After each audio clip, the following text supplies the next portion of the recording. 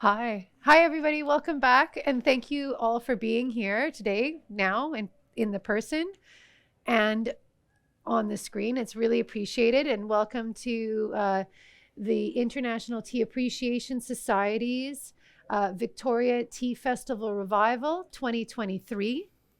We're a nonprofit organization and we work all year to put this amazing event together. And we all work for the love of tea. And so, if you feel so inclined, we've got a donate button on the screen and it will go towards making this amazing event happen and bringing special guests like we have today here with Ranga, as well as many other international tea specialists from all over the world to share their knowledge with us here in Victoria. So, welcome everyone. Ranga, welcome. Nice to Thank chat you. with you Thanks, Jen. again. Thanks, Jen. We just did an impromptu tea workshop on tea hunting and tea travel, and now we are going to be talking about the importance of water. Yeah. And so I'm going to let you take it away, and then I'll ask some questions if I need. Sure. I like to ask questions, and also if I have anyone my here. Google. So it's Oh, fine. do you? If anyone in the audience has a question, just raise your hand, and it's really nice to have participation. Ranga, can you please start with telling us a little bit about yourself? Yeah. I'm Ranga from. I moved to Canada 10 months ago, um, from Sri Lanka. Been in the industries, tea industry in Sri Lanka, Kenya, Malawi, and also in Vietnam. I was stationed for a few years there, working as a tea trader and a tea taster. And After moving here, I was lucky enough to get a tea company here too. I'm working for a company called Blue Ocean Teas in Surrey. We do co-manufacturing and we do R&D work for a lot of brands. We work with large brands as well to US. We do a lot of exports to US, which is really great for British Columbia, actually, because this brings a lot of revenue. So that's what we want to target as a company. Also, we work towards exporting stuff, good quality stuff to US. And now recently we shipped out a container to Germany from Canada, which is great. And so those things will go a long way, and hoping to do big things in the future. Great. Yep. So you're going to be talking to us today about the importance of water and Yes. okay. So I, um, when Jared called me up and said to talk about something, I just didn't want to talk about tea because it's we everywhere, and all these we have a lot of stuff about tea going on around, right? And I thought something that might be interesting would be water, because 99% of your teacup is water. So all these years when I was shipping to Middle East, different kind of tea, to Europe, something else, to Australia, something else. I was wondering why. Is it the palate, or is it the water, or why? It's actually a few factors. It's the market, the pricing, the water, and the palate of the society or the community there. So why water is now, if you take BC, every city, Delta, Richmond, Vancouver, everywhere the water is different. Everywhere the water is different. The density, the hardness of the water. Some places the water is light. The tea might take off differently. So this might help you if someone is starting a tea brand, to market the brand in a right way and to choose the right tea to your market, to your target market. So having said that, like when we are tasting teas in a tea room, We always um, throw the water, and we take a fresh water. We boil all the time for batches. So we taste about 20-30 cups at one time, and the kettle keeps on getting changed because you cannot boil the same water because you are killing the oxygen level of the water, which makes your water lighter, and the tea is completely different. So if you make a cup of tea with fresh boiling water and then reboil it again, the same water, and make it, it's different. You can try it out at home as well. So these things are like tiny little factors that we've observed along the way, but it makes huge differences when creating markets and um, giving the customers what they're really looking for, right? um, and Water is branding perspective is something that a brand can use for every culture. If you're branding a tea, you can always couple with water. And if you take the Hindus, the Hindu word comes from Sanskrit Sindhu, which means river. Buddhism is something, water, those river stream is a middle path where for enlightenment. Chinese mythology is the dragon and water created the universe, right? And Christianity, baptism, water. It's unbelievable bond. So everything is changing. We talk about Ceylon tea market, Kenyan tea market, the money, the factors, the wars, and everything. But one thing that bonds us is water and blood, right? Yes. That's those are stories that we could create in our marketing plan. I'm just giving tips. Is do you so one bit that I for example at my house we have well water and it's hard. So I have a softener on it.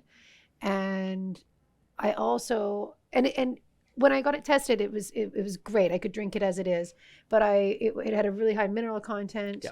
So I found that my kettle was getting scaly, as well as it affected the taste of the tea.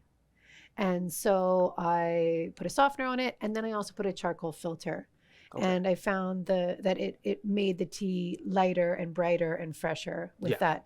And so I'm asking because I don't know, but is a lot of the water, say in Sri Lanka, is it well water, or where does the No, water come from? It's mostly pipelines, streams. Oh, okay. So in a tasting room, uh, mostly the teas are tested with spring bottled water. Oh, okay. So sometimes the bottled water can be the worst water as well, but that is the only way we could determine the flavors of the teas what we are exporting from Sri Lanka or Kenya or Malawi. So that's a Okay. uniformed system that we use to determine this. Oh, okay. So it is not advised to take water from the tap if you're in a tasting room. But obviously, the consumers in Sri Lanka or anywhere in the world, they would use not the West or Europe, mostly the third world would use the tap water, right? So it's a little difficult when you go to market your products in those countries because it's commercially it's not viable for some countries to go for bottled water and make your cup of tea and sit down. They don't even have time, right? But if you take the West, if you're branding or if you're marketing your products, it's kind of easier because commercially people can afford to get a good cup of tea, right? Right. So it's kind of so this is where so this is basically the system that we use in tea Okay. rooms. Yeah. And so when it comes to uh, the the mineral content, Okay. the magnesium levels, sulfate levels, or those things cannot be taken away by boiling sometimes, but it evaporates with boiling, but not 100%. So those are the things that we need to consider when when marketing your product and Okay. making a cup of tea.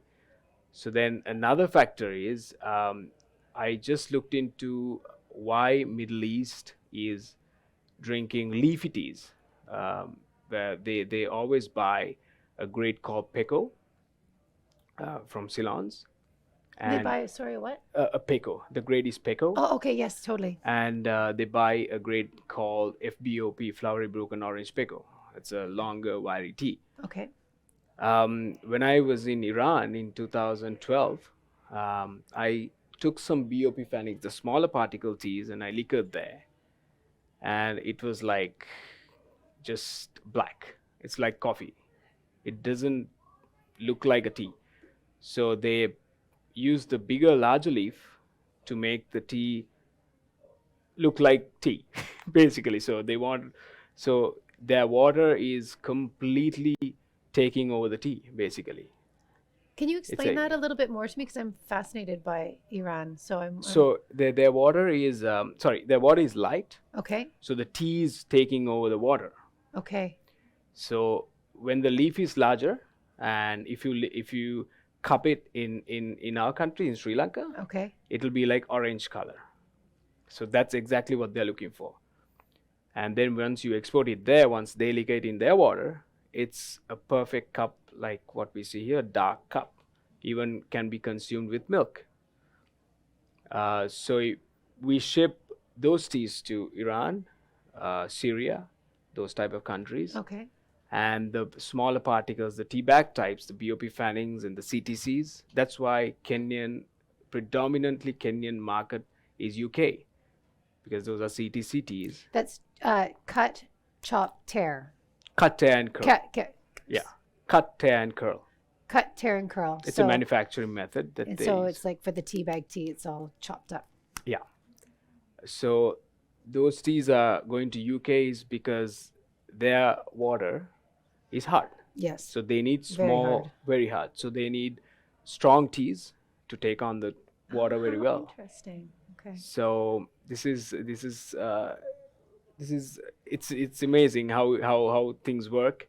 And even here, like if you take Canada, I think across Canada, this is a large country, and even US, it's completely different area to area. So if someone is marketing their products, or if you're someone selling, you need to do a lot of research. If you can, just bring down some water from that area that you're going to sell your product, and just do some testing and see how it goes. Oh, so when you're marketing as a broker, and you're marketing to sell your tea to different countries, you analyze the water first, and then you'll know which teas would work best with the water of that country. No, we cannot do that. Okay. We cannot do that legally, because water cannot be sent out from a country to country. It's illegal. Yes. So it's a really tough thing to do. Prefer taking the samples to that market, with you, making the cup there, and then seeing yourself, and then coming back and doing your project. Okay. Yeah. Was that part of your job? We used to do that, actually. We used to go for a lot of exhibitions in Dubai, Gulf Food, Sial, China, as I mentioned earlier. So we used to do a lot of research in their water. In the hotel room, we make a cup and see how it comes up. Yeah. So yes. Yeah, one quick question for you, if you don't mind. Please. Yes, please.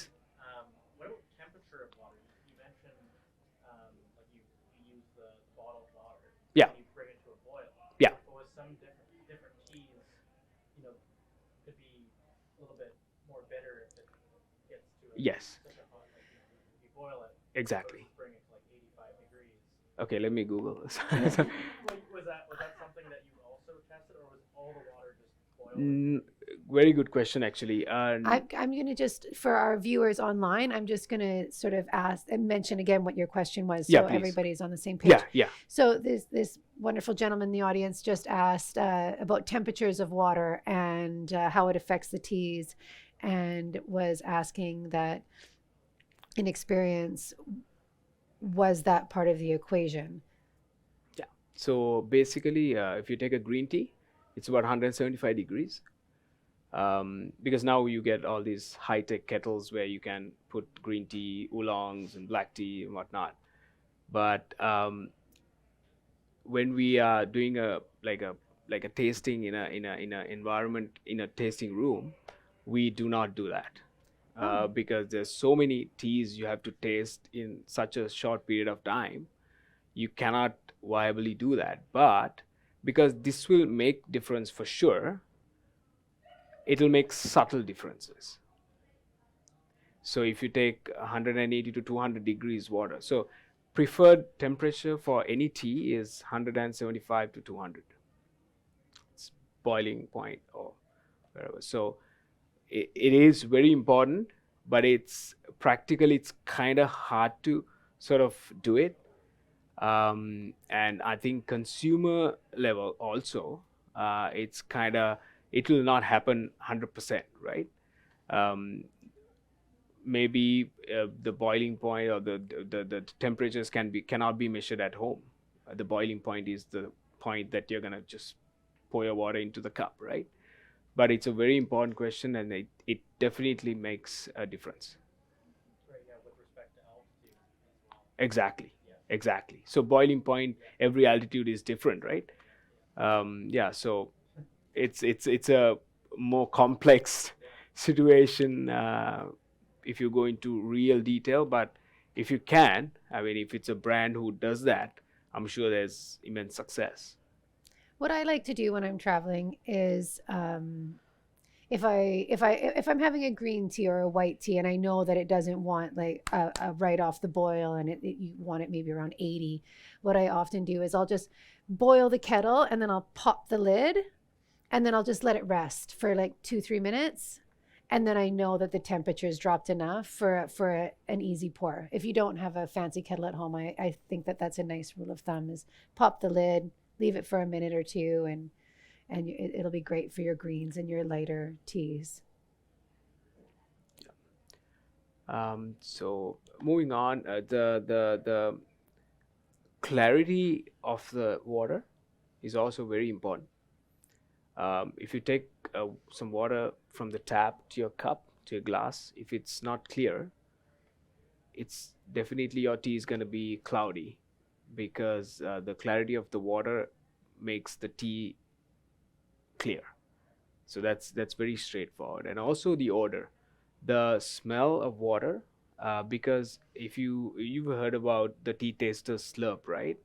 So tea taster slurp is basically, it's not just tasting tea, it's about your slurping, and you're basically creating a wave from outside and you're putting a wave out through the nose, where the tea taste is actually the fragrance of the tea that you're really feeling.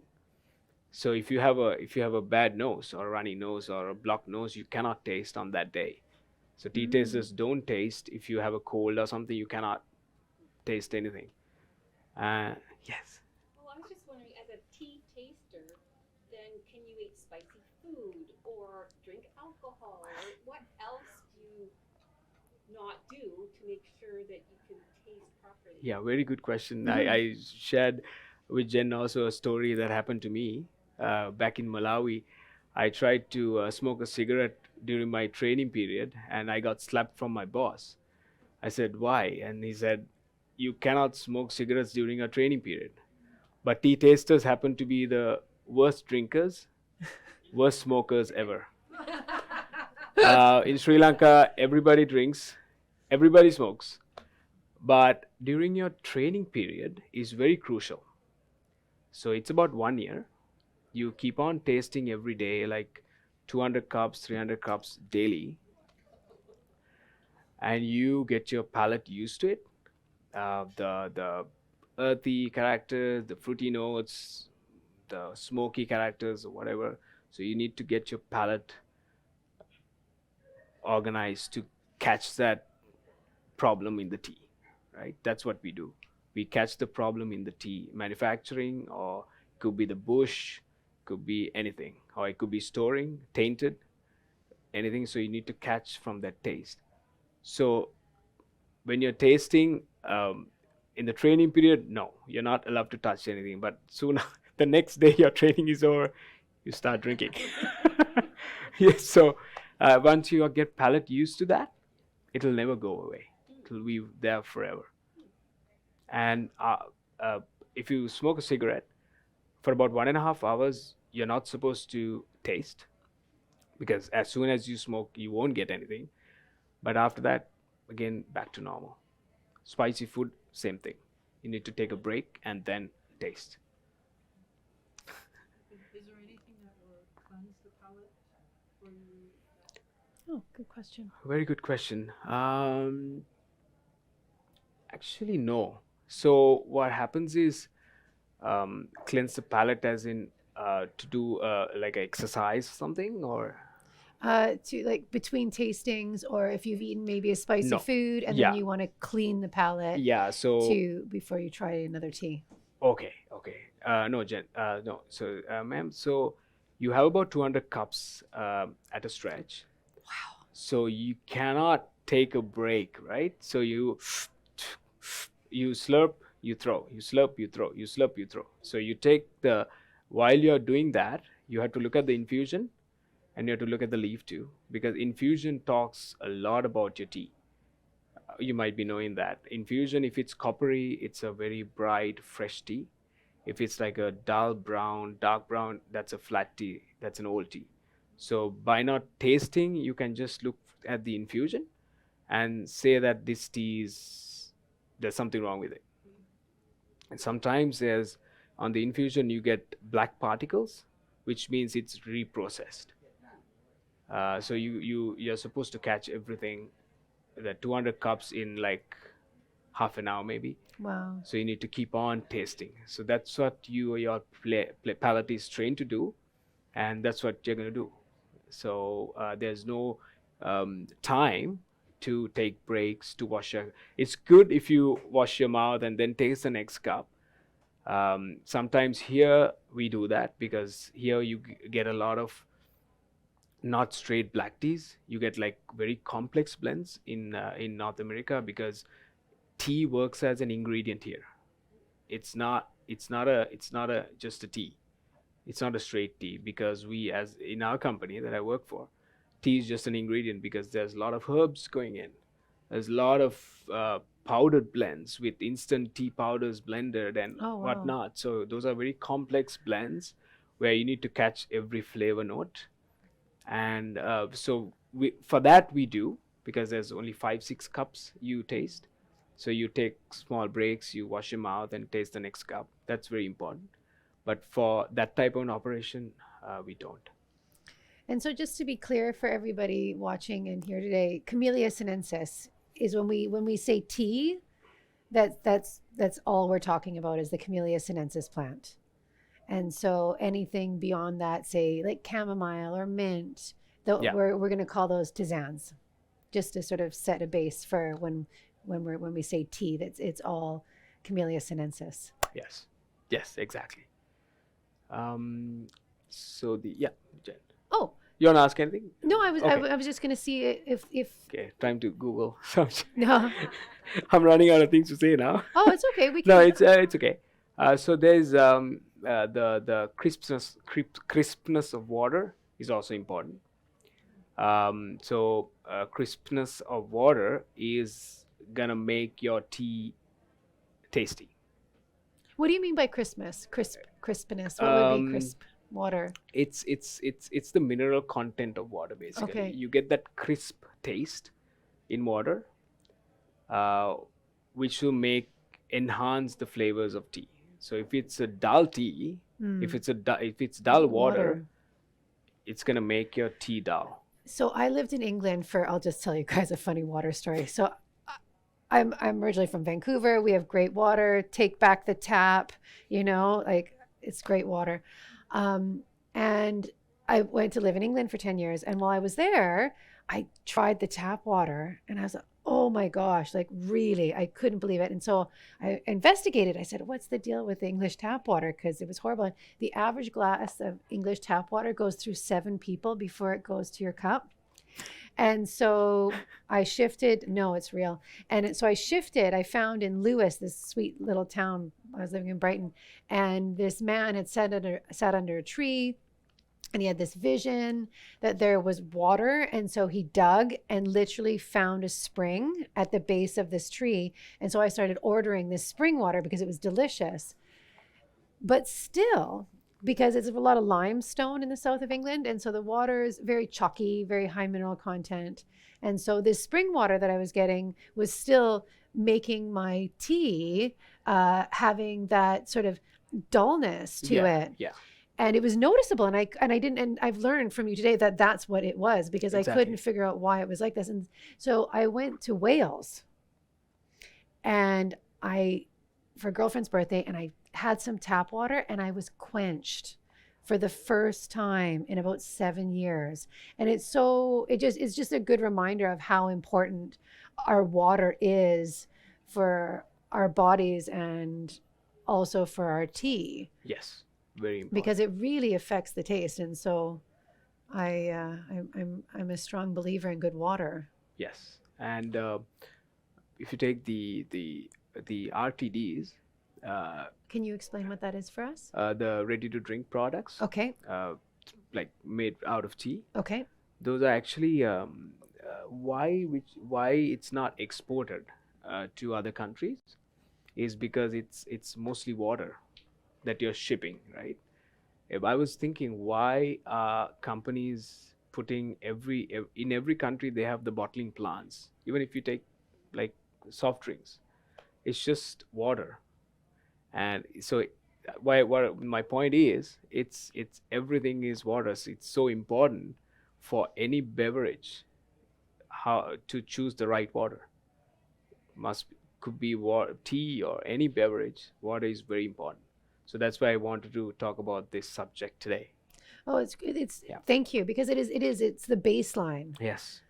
And if we don't have that quality baseline, and it also, because a woman earlier asked a question about the environment and sustainability, and water is essential for our well-being and life force. And so I'm curious, in different places where you've lived and sourced, there's a lot of water issues, say in Africa, for example. What were some solutions that were found, or ways that you were able to work with different people to ensure that there was good water? So in Africa, in Malawi especially, it was about 4,000 kilometers from South Africa. South Africa is a rich country in Africa. It's the richest country in Africa. So they have a good quality water. They import a lot of water. So we used to bring down water from South Africa to Malawi Oh, wow. to do our tasting, basically. So we do a lot of bottled water for tasting, so that standard is there, and you're exactly shipping the right product to the right market. Okay, so you've been in Victoria and Vancouver for 10 months. What do you think of our water for your tea? Basically, I'm just trying to do a lot of research at the Okay. moment, and doing this subject also helped me. I mean, doing this talk today helped me to sort of trigger that urge. Okay. I'm just doing a lot of. I have requested water from Delta, from northern parts of BC, and there's a friend coming from Toronto. I told her to bring some water with her. I just put it in a bag and bring some water from there. Great. I'm just doing an exercise, so it's still ongoing actually. So I don't want to give any false information. So we're just doing an exercise now. And I think It's very important. I think a big part of it as well is, there's well water, there's spring water. I lived in the Kootenays for years, and we would siphon right off from glacier creeks. And that was really delicious water. And even I live on Salt Spring, and from the north to the south of the island, all the different well water people have is really different. Like, I live on the top of a mountain. Our well water is wonderful. And I go down the valley to my good friend Jim. Hi, Jim. Hope you're watching. And you know, sorry, Jim, but his water, you know, is really chalky. And my daughter, who's 7, she drinks it. She's like, "Oh, Mom, it's not as good as our Jim water." slammed the laptop. I know. He's like, "That's it, Jen." Jim slammed his computer. Yeah. Totally. He's like, "Thanks a lot." So it's interesting to this topic because water is so different in every area. And I've studied a bit about the old Chinese texts, and water there is also a big deal. You know, the bubbling brook, bubbling stream is the ideal freshest water. Well water is kind of at the bottom of where you want your water from, but now in the world that we're living with, like if you have a fresh stream, then amazing. But well water, I think, is kind of our clearest water now, coming from the aquifer straight up, and there's a lot of lake water, and Yeah. and that's kind of the I think things BC has one of the best water in the world, right? totally. That's we're really lucky that's that a really way. good, yeah, very lucky that way, because Africa and all that, it's a lot of diseases are like spreaded across I know, it's so sad. because of water. Yeah, So it's more than talking about tea tasting. It's more like a life and death situation over there. Totally. So yeah, that's a good reminder to be. Well, I guess there's something everybody can take home from this time we've shared together, is the importance of water and to show reverence to water. And I think it's also really important to ask where your water comes from. If you're living in a city, just where is my water supply coming from? And also you can get it tested. We get our water tested twice a year. And also I think that's really nice how we spoke about Africa today, and also in lots of areas in the Middle East, and prayers for peace there right now. If people feel if they wish, there's a lot of water nonprofits that are helping to drill wells and provide clean drinking water all over the world. And I know I'm thinking it's called 1,000 Bottles is the first one that comes to mind right now. But please search on your own if you feel called, because I think we've really instilled today the importance of water, not only for tea but for everything, for life itself. Yeah. So thank you so much. Thank you, Jen, for Thank you so coming much. and Thank you for talking having and me. sharing Thank your you. knowledge. I've learned a lot Thank from you so you. much. Thank you, And Jen. thank Thanks you, a lot. everybody. Thank you. Thanks, everybody. Thank you. Thanks. Thank you, everybody, for continuing to join us for the 2023 Victoria Tea Festival Revival, International Tea Appreciation Society. If you so feel the need, we're a nonprofit society, and we'd love donations so that we can keep this going year after year. Thank you so much, everyone. And we'll see you in about 15 minutes. Great. Thanks. Thank you.